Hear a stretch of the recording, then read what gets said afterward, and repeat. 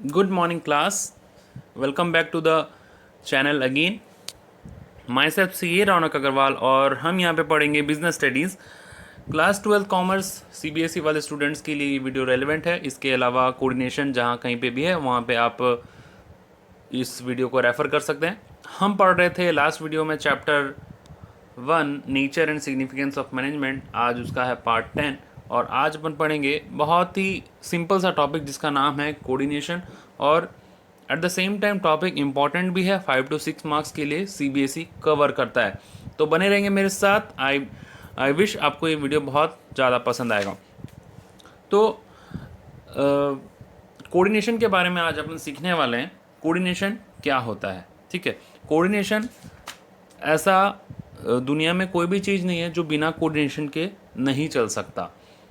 ठीक सुन रहे हैं आप, बिल्कुल ठीक सुन रहे हैं, क्योंकि कोऑर्डिनेशन एक ऐसा एसेंस है मैनेजमेंट का जो कि उसके सारे फंक्शन को ठीक तरीके से कंटिन्यू करवाने के लिए बहुत ज़्यादा इम्पॉर्टेंट होता है। जैसे लास्ट क्लास में अपन पार्ट 9 में हम देखे कि फंक्शंस ऑफ मैनेजमेंट है, तो पार्ट 9 में अपन देख रहे थे कि पॉज डीसी में आपको बताया था planning, organising, staffing, directing, controlling, ठीक है। पार्ट 9 था वो पॉज डीसी का, फंक्शंस ऑफ मैनेजमेंट का, ठीक है। तो like that function coordination is also an important function of management. ऐसे अब आप पूछ सकते हैं मुझसे कि कोऑर्डिनेशन अगर इतना ही इम्पोर्टेंट है तो आप लास्ट वीडियो में इसका जिक्र क्यों नहीं किए। मैं जिक्र इसलिए नहीं किया है क्योंकि कोऑर्डिनेशन एक सेपरेट टॉपिक है। हालांकि इसके ऊपर अलग से चैप्टर नहीं है आपके सीबीएसई करिकुलम में, बट इससे क्वेश्चन पूछे जाते हैं। जैसे कोऑर्डिनेशन के बारे में आज अपन सीखेंगे, कोऑर्डिनेशन क्या है, एसेंस ऑफ मैनेजमेंट ये सीखेंगे। इसके अलावा अपन फीचर्स ऑफ कोऑर्डिनेशन सीखेंगे। ये टॉपिक जो है बहुत ज़्यादा इंपॉर्टेंट है आपके एग्जाम के लिए, ऑलरेडी पूछा जा चुका है सीबीएसई एग्जाम में, बोर्ड एग्जाम में पूछा जा चुका है। इसके बाद importance of coordination upon next class में सीखेंगे। तो कुल मिलाकर के टॉपिक को हल्के में मत लीजिएगा, सीखना है आपको और कॉन्सेप्चुअली मैं आपको बताऊंगा। अदरवाइज़ आप बुक से रटते रह जाएंगे, आपको जो कॉन्सेप्ट है वो समझ में नहीं आएगा, भले ही आप रट्टा मार लें कितना ही।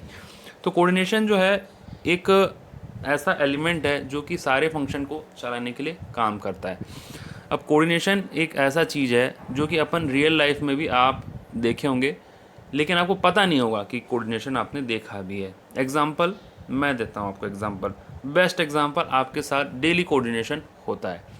देख लीजिए, आप खाना खाते हैं, मुंह से खाना खाते हैं।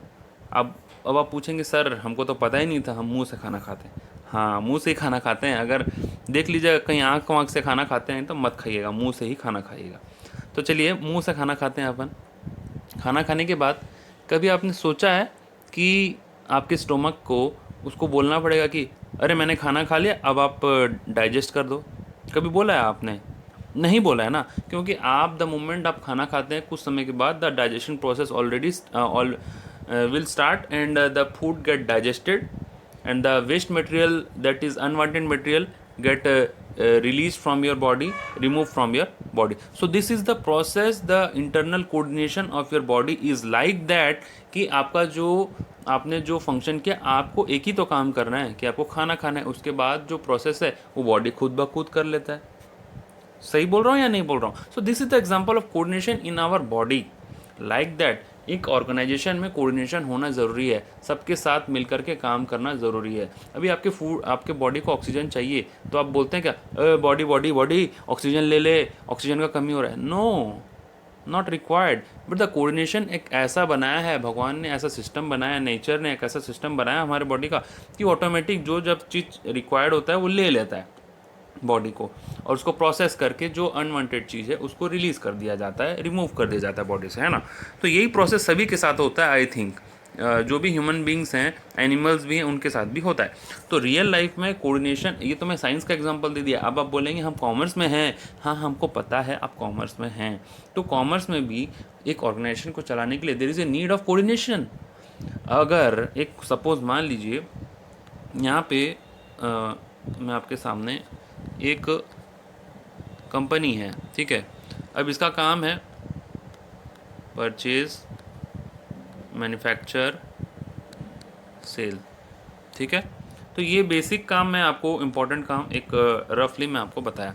परचेज क्या करेगा, वो रॉ मटेरियल उसको मैन्युफैक्चर करेगा, उसमें कुछ प्रोसेस करके, और लास्ट में फाइनल प्रोडक्ट, फाइनल गुड्स वो सेल करेगा। ठीक है, इतना प्रोसेस तो हर कंपनी में होता है जो प्रोडक्ट से रिलेटेड है, गुड्स से रिलेटेड है। तो अगर यहाँ पे कंपनी का टारगेट है सेल्स करना, प्रॉफिट कमाना, है ना, तो अब मान लो सेल्स वाला है जो बोलता है कि मुझे फिक्स गुड्स चाहिए, फिनिश गुड्स चाहिए बेचने के लिए, लेकिन मैन्युफैक्चर वाला बोलता है कि नहीं मैं तो दूंगा ही नहीं, मैं तो बना के ही नहीं दूंगा, बेच तो कैसा बेचेगा। अच्छा, मैन्युफैक्चर वाला बोलता है कि मेरे को गुड्स, सपोज मान लीजिए बोलता है कि मेरे को गुड्स बनाना है, लेकिन परचेज वाला बोलता है मैं रॉ मटेरियल ही ला के नहीं दूंगा, बना तो कैसे बनाएगा गुड्स। तो यहाँ पे अपन एक चीज़ सीख सकते हैं कि जैसे सेल्स का टारगेट है इस मंथ का 100 यूनिट का, और 100 यूनिट का अगर सेल्स का टारगेट है तो एटलीस्ट 100 यूनिट तो बनाना पड़ेगा ना मैन्युफैक्चरिंग डिपार्टमेंट को, उससे कम बनाएगा तो थोड़ी ना काम चलेगा। तो मैन्युफैक्चरिंग डिपार्टमेंट एटलीस्ट 100 यूनिट बनाएगा, लेकिन 100 यूनिट बनाने के लिए 200 यूनिट का रॉ मटेरियल चाहिए जो कि परचेज डिपार्टमेंट को ख़रीद के देना है। तो अब जो होल कंपनी का टारगेट है 100 यूनिट सेल करने का, वो कब पूरा होगा, जब परचेज डिपार्टमेंट 200 यूनिट खरीदेगा, मैन्युफैक्चरिंग डिपार्टमेंट उस 200 यूनिट को प्रोसेस करके फाइनल गुड्स बनाएगा, फिनिश गुड्स बनाएगा, और सेल्स डिपार्टमेंट उस गुड्स, बनाए हुए गुड्स को अपने पास रखेगा नहीं, उसको बेचेगा, तब कंपनी का टारगेट पूरा होगा, कंपनी का जो ऑब्जेक्टिव है तभी पूरा होगा। तो इसमें कोऑर्डिनेशन का क्या ज़रूरत है, कोऑर्डिनेशन का कोई ज़रूरत नहीं है, क्योंकि परचेज डिपार्टमेंट बोलेगा कि मैं तो मेरा मन मर्जी प्रोडक्ट खरीदूंगा या नहीं भी खरीदूंगा, रॉ मटेरियल मैं नहीं खरीदूंगा, तो मैन्युफैक्चरिंग डिपार्टमेंट बना ही नहीं पाएगा, तो सेल्स डिपार्टमेंट क्या बेच पाएगा, नहीं बेच पाएगा। So this is the example of coordination.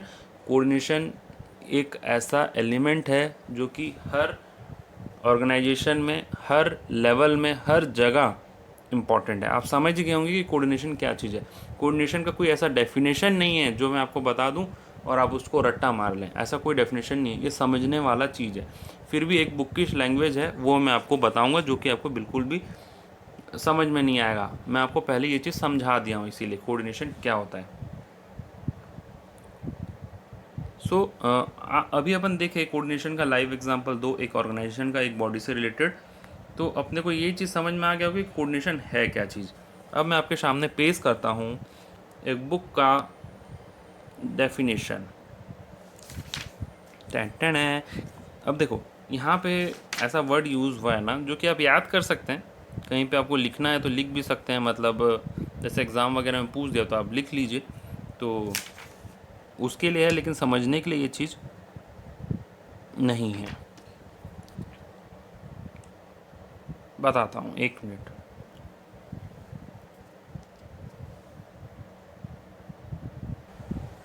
तो देखिए एक छोटा सा बुक का डेफिनेशन आपके सामने लेके आया ताकि आपको तसल्ली हो जाए कि मैं जो पढ़ाया हूँ वो सही पढ़ाया हूँ। कंक्लूजन क्या है, कोऑर्डिनेशन, ये सी कट गया यहाँ का, कोऑर्डिनेशन देयरफॉर इन्वॉल्व सिंक्रोनाइजेशन, ये वर्ड है सिंक्रोनाइजेशन। ये वही वर्ड का बात मैं कर रहा हूँ जो कि थोड़ा सा भारी भरकम वर्ड है जो कि आप रट्टा मार सकते हैं। सिंक्रोनाइजेशन, एक बार इसको हाईलाइट कर दिया जाए, यस। तो synchronization of different actions or efforts of various units, you cut गया, units of an organization. It ensures planned objectives are achieved with minimum cost. After analyzing the above features, we can say that coordination is not a simple function of management, but it is an essence of management.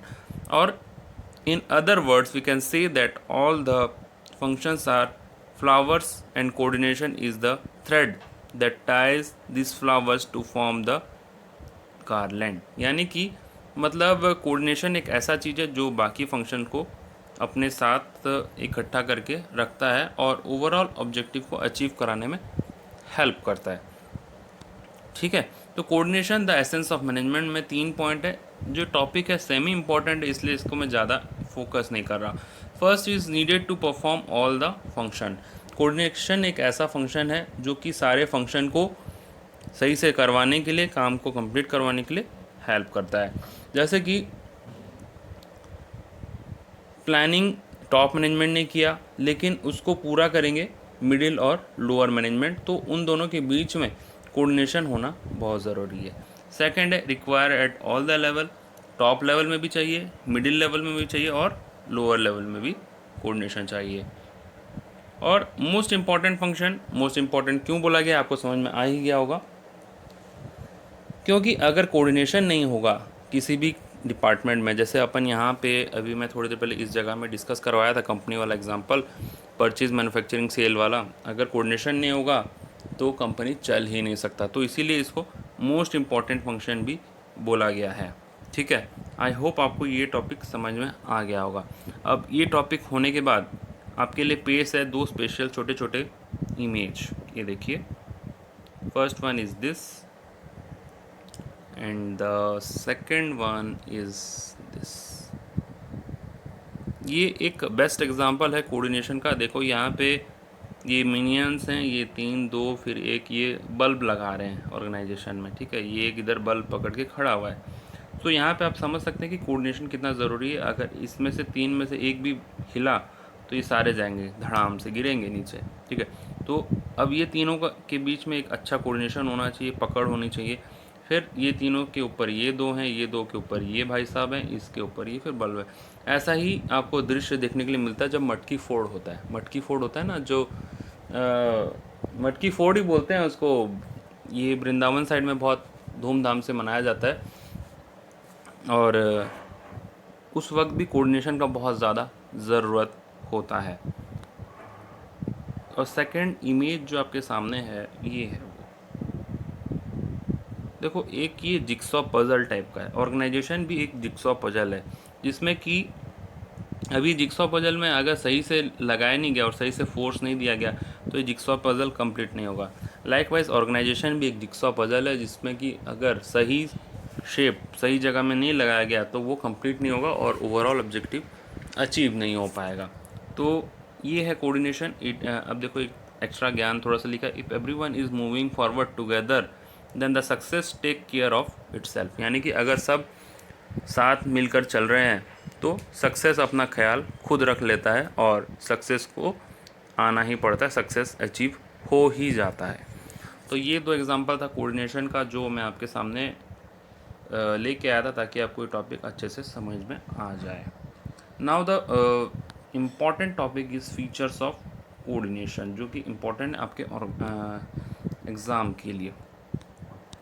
तो features of coordination अपन पढ़ने जा रहे हैं, short form में बना दिया हूँ बच्चों लोग के लिए ताकि उनको पढ़ने में आसानी हो और याद करने में सुविधा हो। C for continuous process, U for unity of efforts, P for pervasive और D for deliberate function, A for all manager, G for group efforts. तो ये कप डैग है, कप में आपने कोऑर्डिनेशन भरा और इसी से आपको याद हो जाएगा। Features of coordination, cup डैग important topic है, सुन लीजिए ध्यान से, बहुत फ़ायदा होगा इससे, आपको बहुत मज़ा भी आएगा। C for continuous, U for unity, P for pervasive, D for deliberate, A for all manager, G for group efforts. तो कप डैग से अपना फीचर्स ऑफ कोऑर्डिनेशन कंप्लीट होता है। पॉइंट्स याद करना इतना इम्पोर्टेंट इसलिए है क्योंकि 50% मार्क्स CBSE दे देता है आपको, जस्ट आप पॉइंट लिख के देखते हैं। तो अब CBSE का क्वेश्चन ये 6 मार्क्स में आया हुआ है, मैंने देखा था क्वेश्चन पेपर, पास्ट अटेम्प्ट का, पास्ट मतलब एग्जामिनेशन पास्ट ईयर क्वेश्चन मैंने देखा था।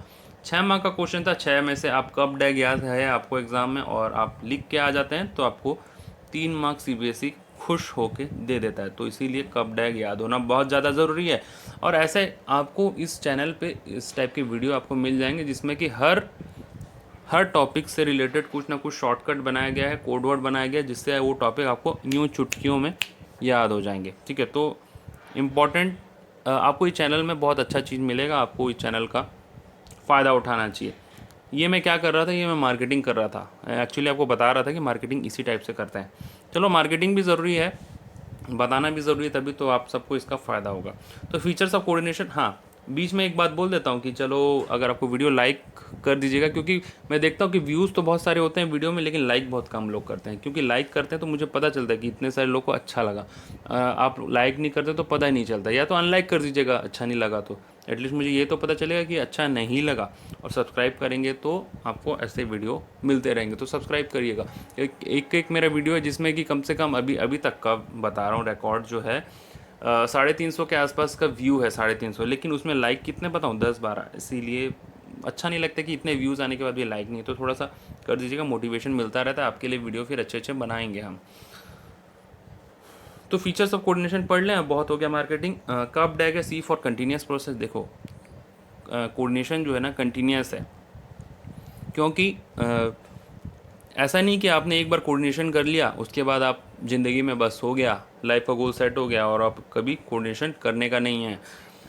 सर ने तो बोला था कि कोऑर्डिनेशन कर लेना, एक बार तो कर लिया, आप क्या ज़िंदगी भर करते रहेंगे? No, coordination is a continuous process, is a never ending function, it is a function although it is a degree में वेरी। मतलब कोऑर्डिनेशन का डिग्री बदलता रहता है, लेकिन कोऑर्डिनेशन होना बहुत ज़्यादा ज़रूरी है। ठीक है, कोऑर्डिनेशन होना बहुत ज़्यादा ज़रूरी है और कंटिन्यूसली ये चलना चाहिए। एक बार मैं परचेज़ वाले ने परचेज़ कर लिया तो हो गया क्या, रॉ मटेरियल परचेज़ कर लिया तो नहीं, कंटिन्यूसली वो परचेज़ करेगा according to requirement of sales and manufacturing department, है ना। So it is a continuous process. Second one is your unity of efforts. Unity of efforts मतलब एकता वाला चीज़ है यहाँ पे। एफर्ट्स जो है यूनिटी, उसमें यूनिटी होना चाहिए। ये डायग्राम देख लीजिए आप, यूनिटी ऑफ एफर्ट्स। ऐसा नहीं कि ये बंदा इधर से फोर्स लगा रहा है, ये बंदा ऑपोजिट लगा रहा है, इधर दूसरे जगह में ले जा रहा है इसको। तो there should be unity of effort, सारे मिल के एक जगह में फोर्स लगाएंगे तो जाके जिक्सॉ पजल कंप्लीट होगा। लाइकवाइज ऑर्गेनाइजेशन में भी एक जगह में फोर्स लगाना ज़रूरी है, और एक डायरेक्शन में भी you should move in one direction to achieve the organization goal, and overall organization goal is to earn profit. तो there should be unity of efforts, और यही बोलता है coordination. Third is your pervasive function. Pervasive मतलब एक गाना जो है जो कि परवेसिव से जुड़ा हुआ है, जो कि मैं हर बार गाता हूँ, भले आपको पसंद हो ना हो, मैं थोड़ा सा गुनगुनाऊंगा ज़रूर। तू ही तू हर जगह आजकल क्यों है। तो परवेसिव फंक्शन हर जगह है। तो परवेसिव का मतलब क्या है? Pervasive is a pervasive function मतलब कोऑर्डिनेशन इज़ यूनिवर्सल फंक्शन, हर लेवल में काम आता है, हर जगह काम आता है, चाहे जैसा भी लेवल हो, टॉप लेवल हो, मिडिल लेवल हो, लोअर लेवल हो, हर जगह परवेसिव, हर जगह कोऑर्डिनेशन होना ज़रूरी है। क्योंकि अगर मान लीजिए टॉप लेवल, मिडिल लेवल और लोअर लेवल आपस में झगड़ने लग जाएं तो क्या ऑर्गेनाइजेशन चलेगा क्या? तो नहीं चलेगा। और वैसे परवेसिव का मतलब भी यही होता है, हर जगह। ठीक है, अब कई जगह परवेसिव में ये लिखा है कि हर ऑर्गेनाइजेशन में मैनेजमेंट ज़रूरी है, जैसे स्मॉल हो, बिग हो, सर्विस हो, मैन्युफैक्चरिंग हो, हर ऑर्गेनाइजेशन में मैनेजमेंट का होना ज़रूरी है। तो वहाँ पे परवेसिव का मतलब वो है, लेकिन यहाँ पे परवेसिव का मतलब ये है कि हर लेवल में कोऑर्डिनेशन होना ज़रूरी है। ठीक है, तो कब हमने ले लिया, C for continuous, U for unity of efforts, P for pervasive, D for deliberate function. Deliberate यानी कि होना ही होना है। डेलिब्रेट फंक्शन मतलब इसके अलावा अगर ये फंक्शन नहीं होगा ऑर्गेनाइजेशन में तो ऑर्गेनाइजेशन नहीं चलेगा। अगर ये जिक्सॉ पजल का एग्जांपल ले लें, अगर कोऑर्डिनेशन नहीं होगा तो क्या ये जिक्सॉ पजल कभी कंप्लीट हो पाएगा? क्या नहीं होगा। तो होना ज़रूरी है, बिना कोऑर्डिनेशन के चलेगा नहीं। मान लो इसमें से तीन में से एक आदमी भी बोलता है नहीं मैं तो मैं अपने घर ले जाऊंगा, तो चलेगा क्या? ये जिक्सॉ कंप्लीट होगा क्या? नो, नेवर कंप्लीट नहीं होगा। एक मतलब इनकम्प्लीट लगेगा। तीन तो जुड़ भी जाएगा लेकिन ये फिर ये हिस्सा इनकम्प्लीट लगेगा। तो डेलिब्रेट फंक्शन यानी कि जो फंक्शन इम्पॉर्टेंट है और जिसके बिना काम नहीं चलेगा। So D for deliberate function. A for all manager, चाहे जैसा भी मैनेजर हो, बड़ा हो छोटा हो, उसको कोऑर्डिनेशन होना ज़रूरी है। Coordination is not the task of only top level manager, but manager working at different level try to coordinate the activities of organisation. सारे मैनेजर्स को कोऑर्डिनेशन करके काम चलाना पड़ता है। अदरवाइज़ अगर कोऑर्डिनेशन नहीं होगा तो ऑर्गेनाइजेशन नहीं चलेगा। वही बात मुझे बोलना पड़ रहा है क्योंकि टॉपिक ही ऐसा है। जी फॉर ग्रुप एफर्ट्स, आप देख रहे हैं ये भी ग्रुप एफर्ट्स है और ये भी ग्रुप एफर्ट्स है। तो जहाँ पे ग्रुप काम कर रहे होते हैं वहाँ पे कोऑर्डिनेशन का ज़्यादा ज़रूरी होता है। अकेला इंसान क्या कोऑर्डिनेशन करेगा, उसका तो जो मन में आएगा वो कर सकता है, ठीक है। तो ग्रुप जहाँ पे काम कर रहे होते हैं वहाँ पे कोऑर्डिनेशन का होना बहुत ज़्यादा ज़रूरी होता है।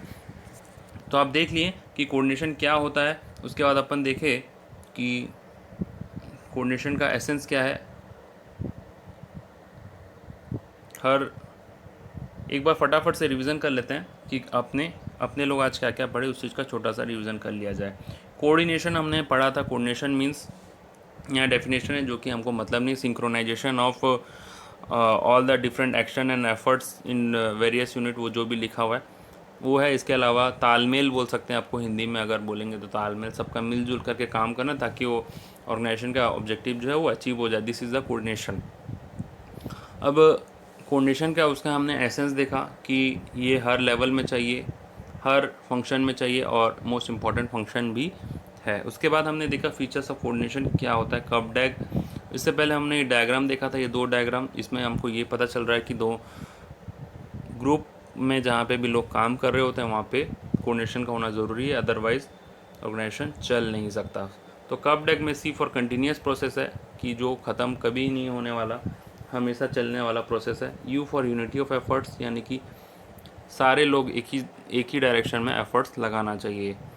परवेसिव फंक्शन, यानी कि हर लेवल में ज़रूरी है, चाहे टॉप लेवल हो, मिडिल लेवल हो या फिर लोअर लेवल हो। डी फॉर डेलिब्रेट, यानी कि ज़रूरी फंक्शन होना ही होना है। Without coordination organisation can't run. All manager, चाहे जैसा भी मैनेजर हो, बड़ा मैनेजर हो, छोटा मैनेजर हो, सारे डिफरेंट लेवल में मैनेजर जितने भी हैं सबके बीच में कोऑर्डिनेशन होना ज़रूरी है। ग्रुप एफर्ट्स का मतलब है जहाँ पे ग्रुप काम कर रहे होते हैं वहाँ पे कोऑर्डिनेशन का होना ज़रूरी है। तो ये था कोऑर्डिनेशन का क्लास पार्ट 10। आई होप आपको बहुत समझ में आएगा। Thank you for watching this video. Have a nice day.